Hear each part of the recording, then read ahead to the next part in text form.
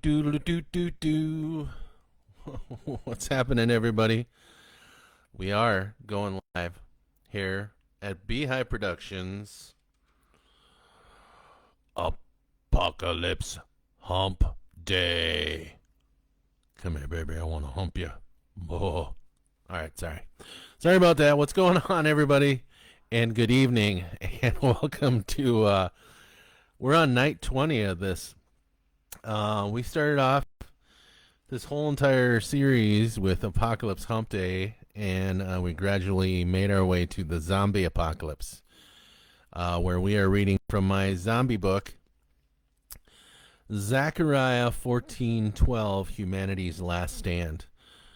Funny thing about that book, I dedicated it to my dad, because he used to take me to horror movies, just so he could hang out with me, and my dad hates horror movies. Anyway, it was kind of funny because I handed him the book, and I had autographed it, and he said, "Why are you giving me this shit?" He goes, "I don't like religious shit," and I go, "It's not religious, Dad. It's just a Bible verse that kind of sounds zombie apocalypse, if that's a word." George W. can make up words, so I'm gonna make them up. Anyhow, that's kind of my story now for the book is my little dad story. Anyhow, my dad does purchase each one of my books, even though he doesn't read them because he's not a fan of horror. Also, I have a lot of friends and family that really aren't into horror like I am, and so they do not watch this podcast, which is totally fine. I get it. Why watch something you don't enjoy? So my question would be, and I'm sure I'm probably going to read the book that I'm writing right now at some point. Good evening, Kevin. Welcome, my friend. I'm probably going to read from the book I'm writing now, The Ballad of Broken Bird. That's not a horror book, but yeah, I'll just have to figure out a different genre to read that on a different day. But yeah, the reason I bring it up is because we are getting towards, we're getting close to the end of this book, and I do have the sequel short story that I wrote to this book. And I believe Stephanie, my little honeybee, is going to be reading that story for you folks. Because it's a diary basically written by one of Len's daughters. So yeah, you get to find out what happened to everybody. Anyhow, since it was such a huge hit last week, I decided that my friends, i.e. you guys, really liked the zombie jokes the zombie dad jokes that I was throwing at you last week. So, without further ado, let's jump into this. What is black, white, and red all over? Anybody? I'll give you guys like 30 seconds to answer that one. What is black, white, and red all over? So yeah, there are also the short stories that I'm writing as well. Those are horror stories, but the book I'm working on right now is not horror. It's more of a kind of a road story, and we can get into that sometime down the road. What is black, white, and red all over? Kevin, you want to give her a guess? Steph, anybody? No, it's not the Zombie Apocalypse Handbook.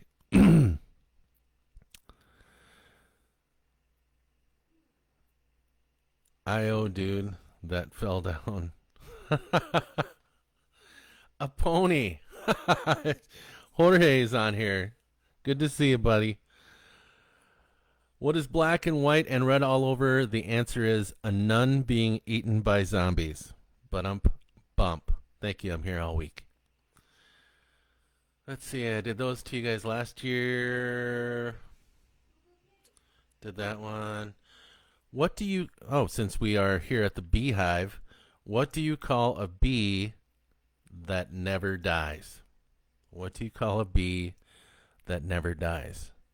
And no, Jorge, it's not a pony either.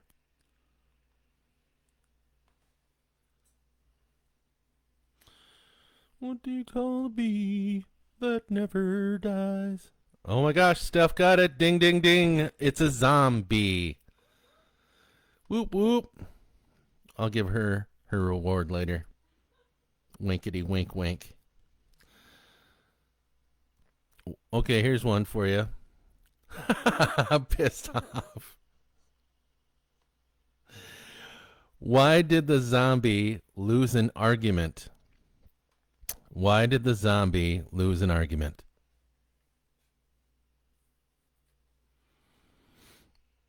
Anybody?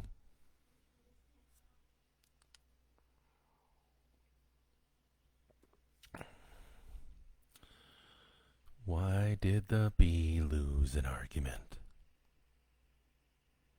So while you guys are thinking about that, I was thinking about getting a green screen to put behind here, and then I can put up I could put up like the inside of a beehive in the background because he lost his head. That's actually a good one, Kev. The answer to that is, why did the zombie lose an argument? He had no leg to stand on. Oh, see, I got it growing from the bedroom over there. So, here's a good one. It's kind of gross. What did the zombie do after he dumped his girlfriend? What did the zombie do after he dumped his girlfriend? Are you trying to scare me, Kevin?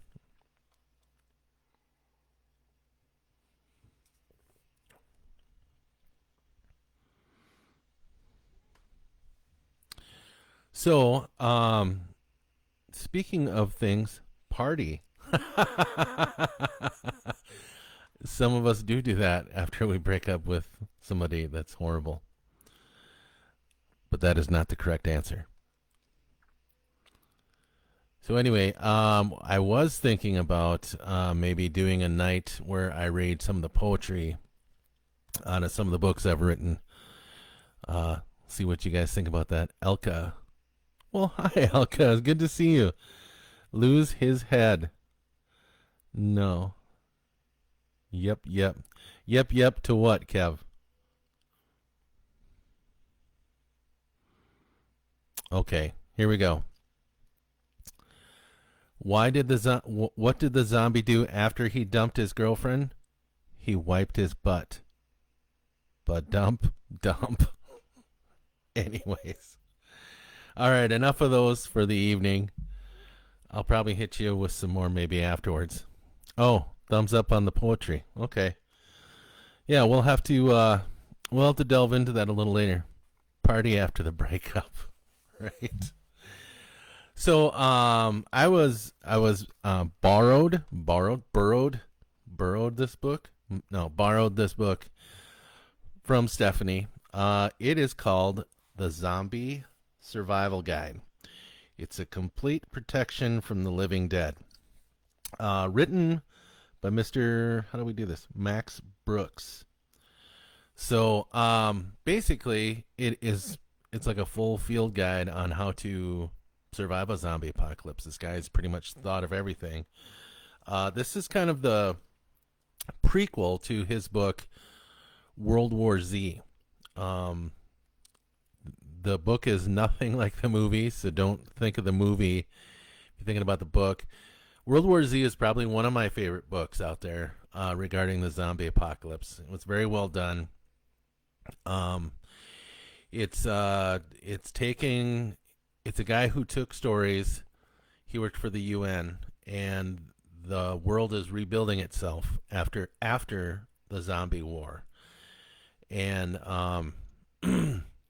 basically, he is going around interviewing people all over the world that survived the zombie apocalypse, and they talk about how they survived, and they tell their stories.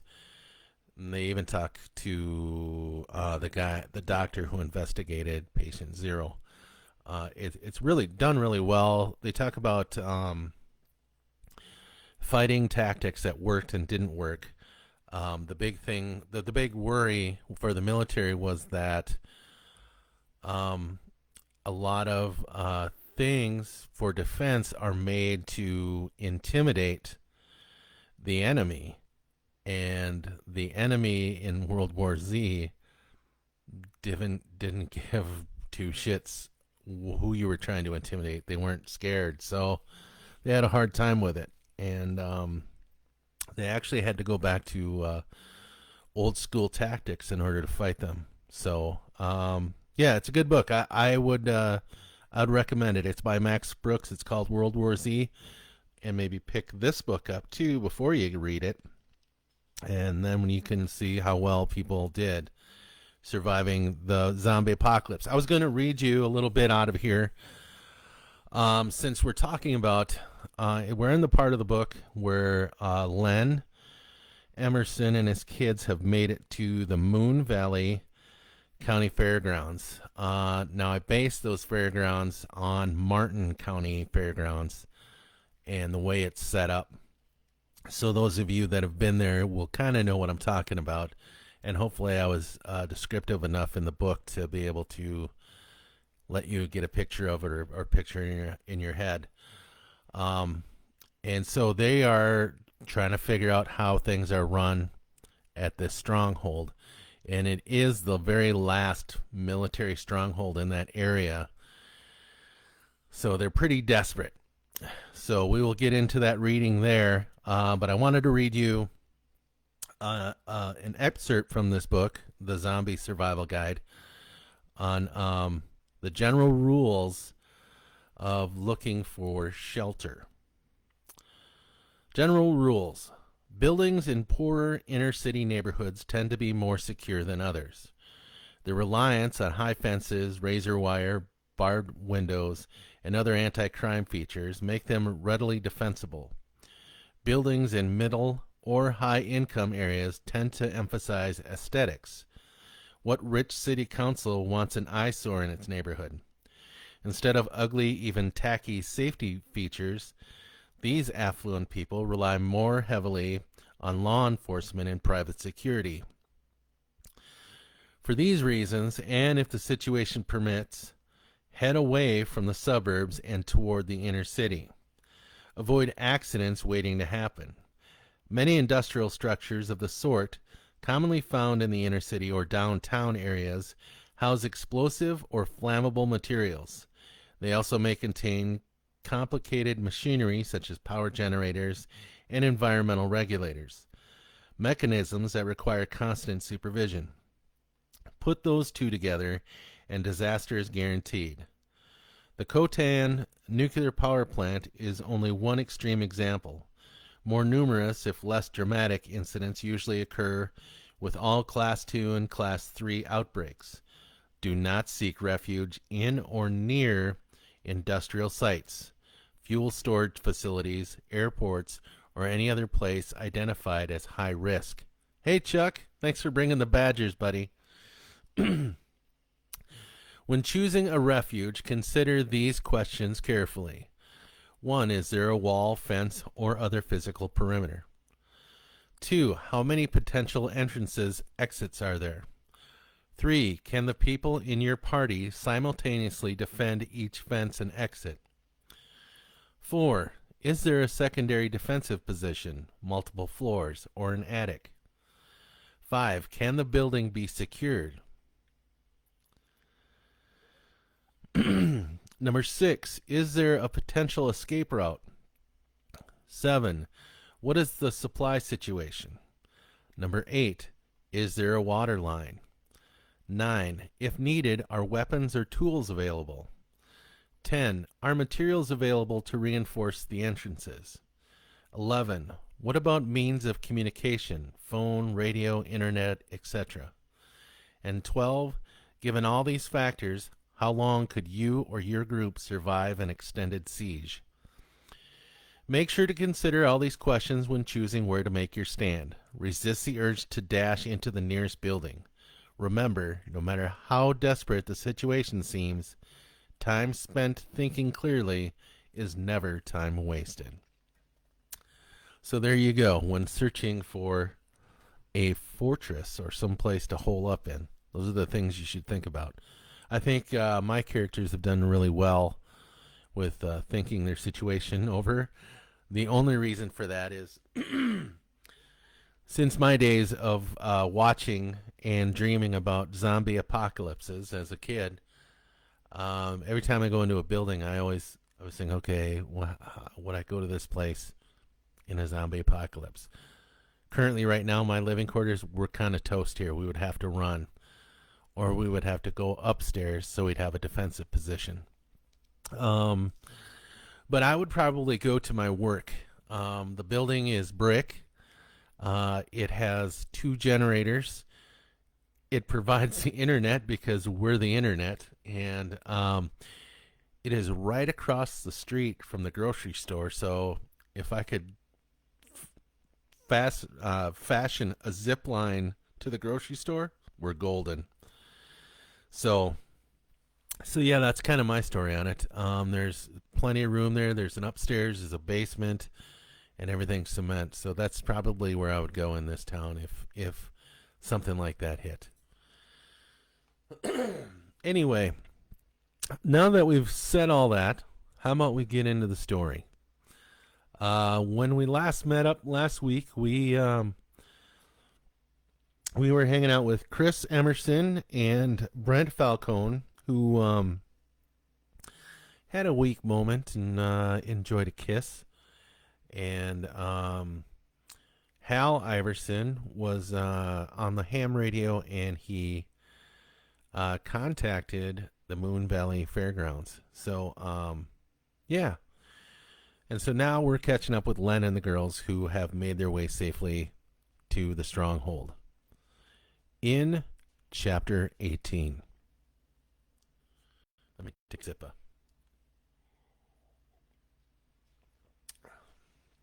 Yeah, a boat. That would be good. That would be a very good idea. I thought about that too. Especially if you're live in a coastal area. Having a boat would be awesome. I know they did that in Fear of the Walking Dead, that spinoff where they took off in that dude's yacht. That'd be a good idea. Plus, you could fish for your food, blah, blah, blah. Use desalination process for water. Yeah. So, anyway, Chapter 18. The 3 of them were given chemical showers as a precaution, and then issued new clothing. There was a cache of new and used clothing from Walmart and the Salvation Army. Also stacked up along the bleachers inside were rations of food and medical supplies. There were armed civilians and military all around the arena. The hockey rink had been removed, and the entire floor was sectioned off into different areas. There was a large area that was filled with cots and mattresses, another where food was issued,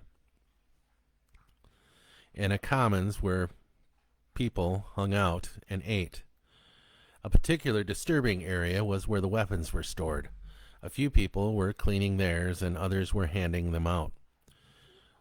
"Do you see Mom anywhere?" Leigh asked. He looked around at the people moving nervously about the hockey arena. He didn't see her.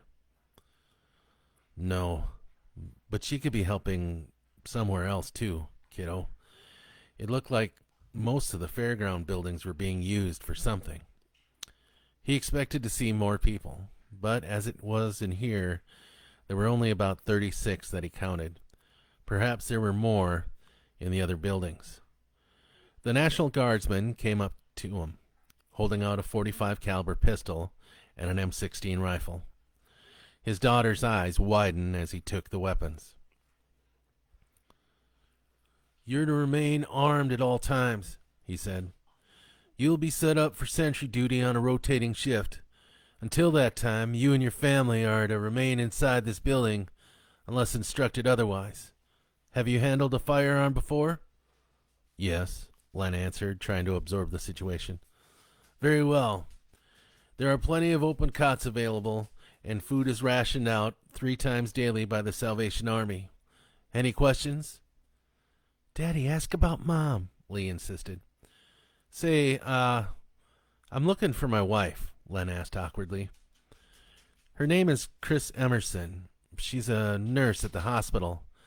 I've lost contact with her when all this happened. The young soldier looked grim.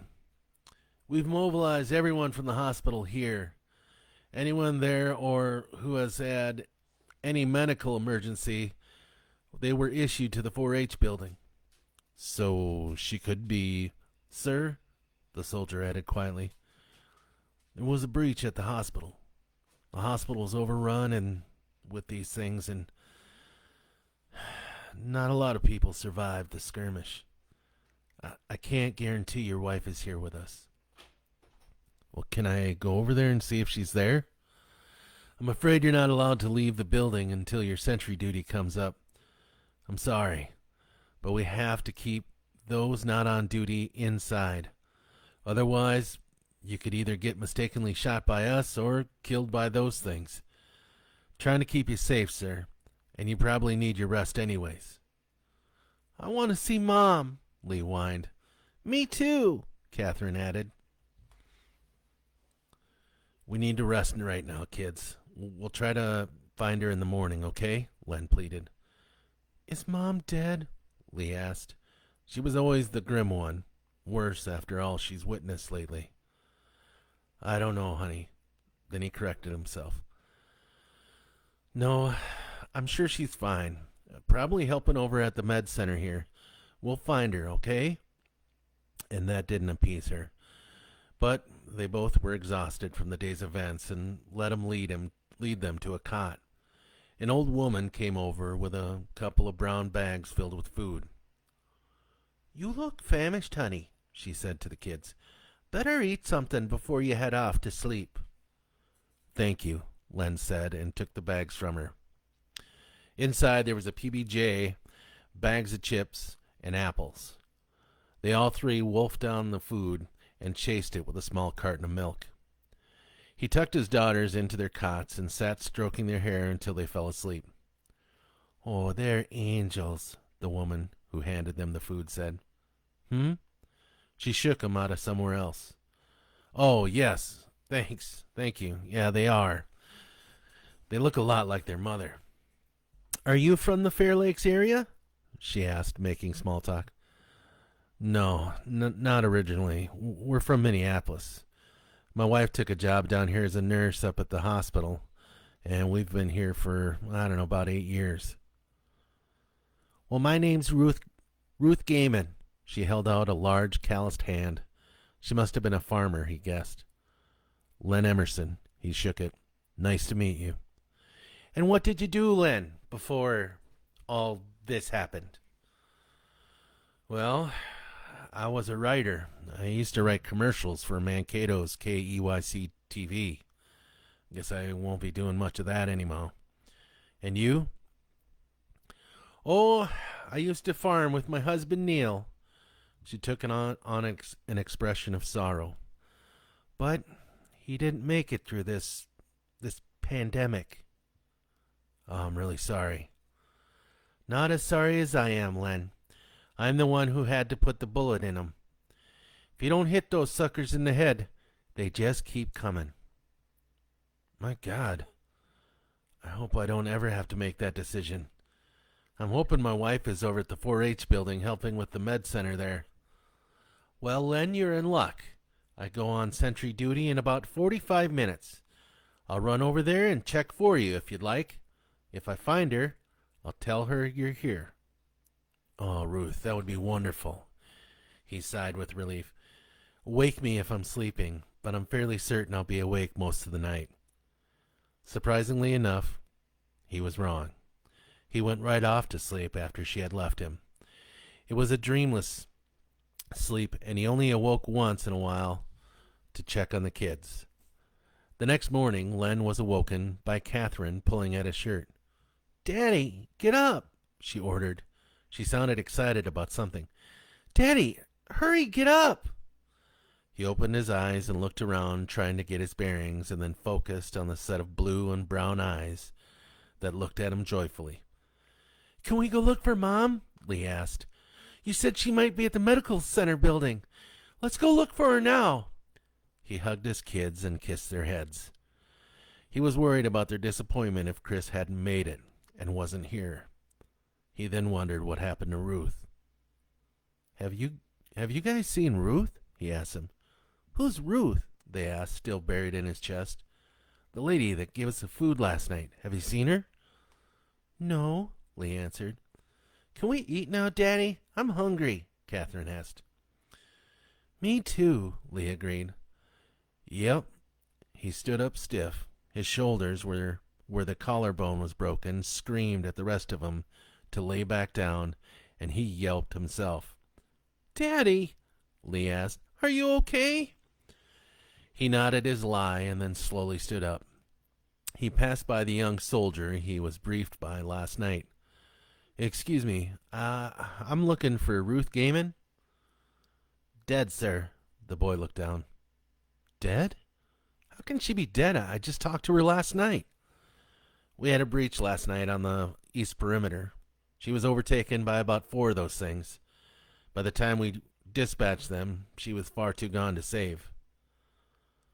"Oh, my God," he gasped, suddenly losing his appetite. "Sir, we'll need to look after that shoulder of yours."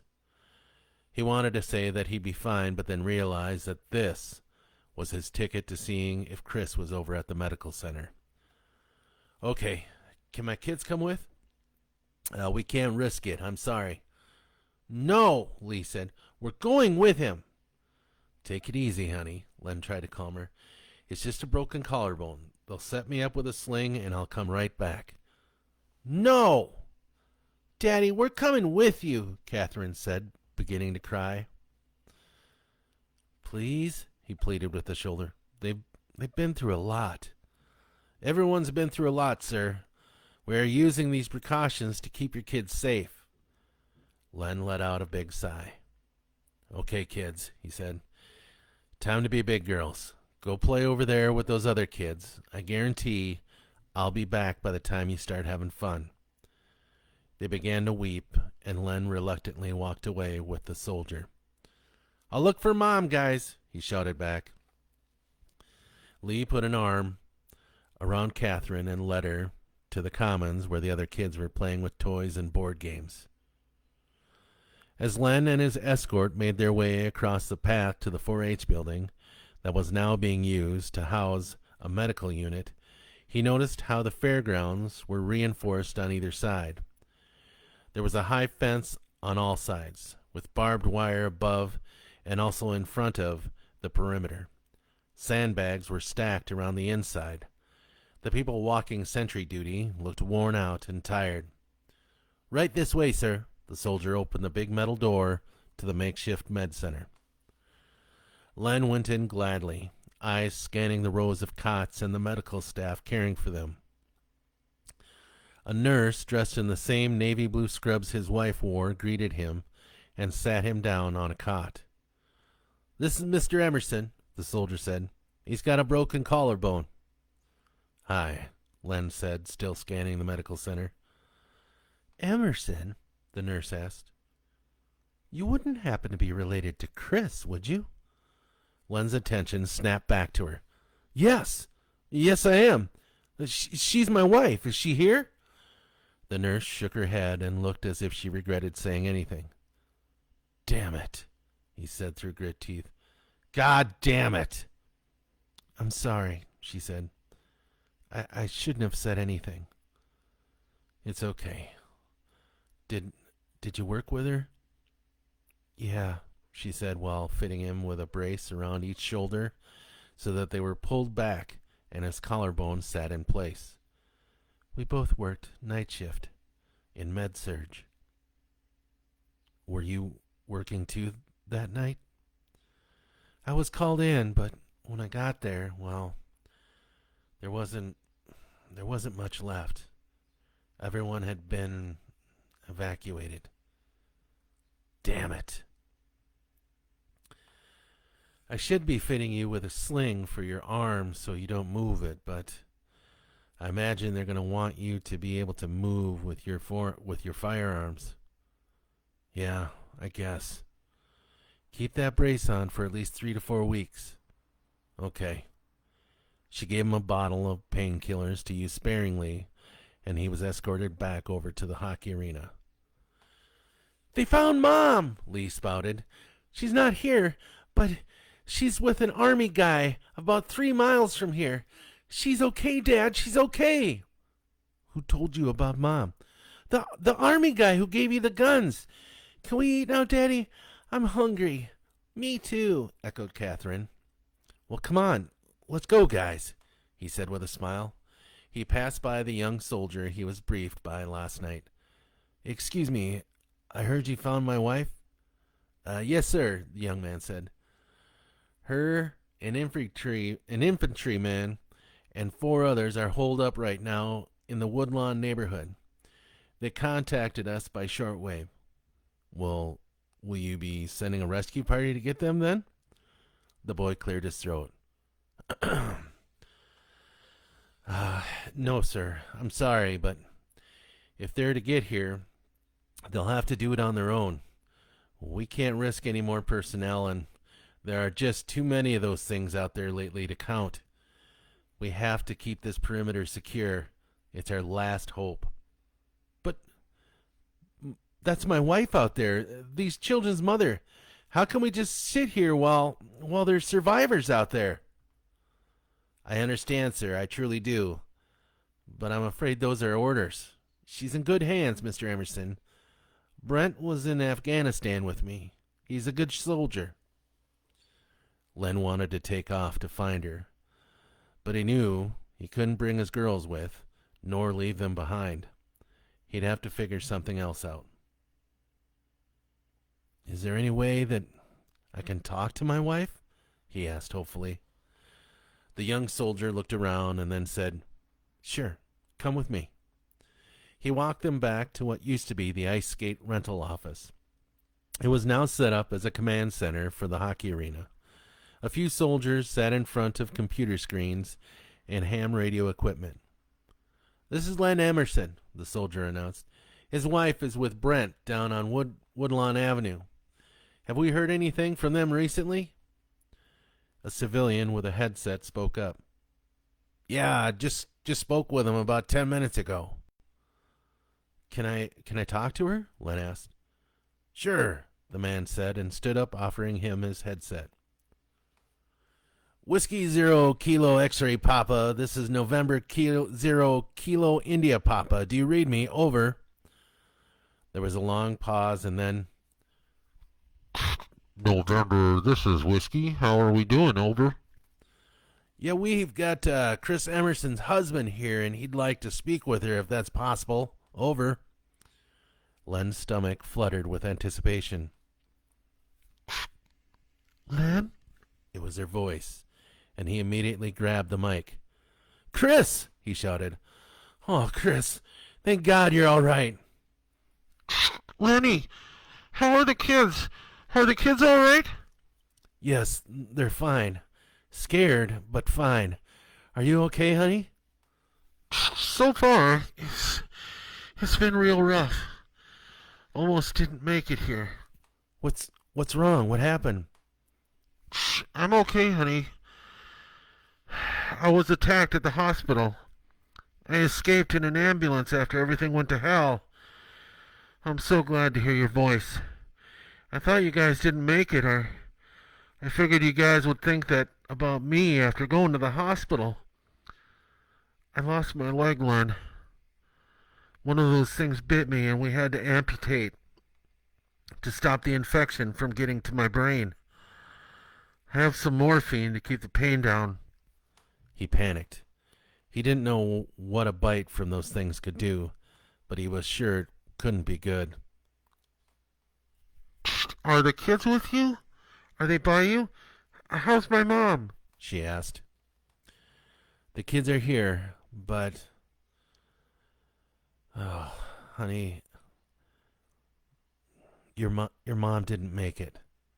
He began to get choked up. It was a long pause, and then she came back.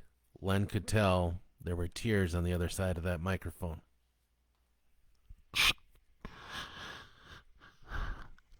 Let me talk to the kids, please. She asked. Hi, Mommy, came the little voice of Kathryn on the speaker. And that, my friends, is the end of chapter 18. So, anyhow, join me next week, next Wednesday, as we get into chapter 20 now? Is that what we're going to be doing? No, we're going to be doing chapter 19. Okay. All right, we're doing chapter 19 then next week.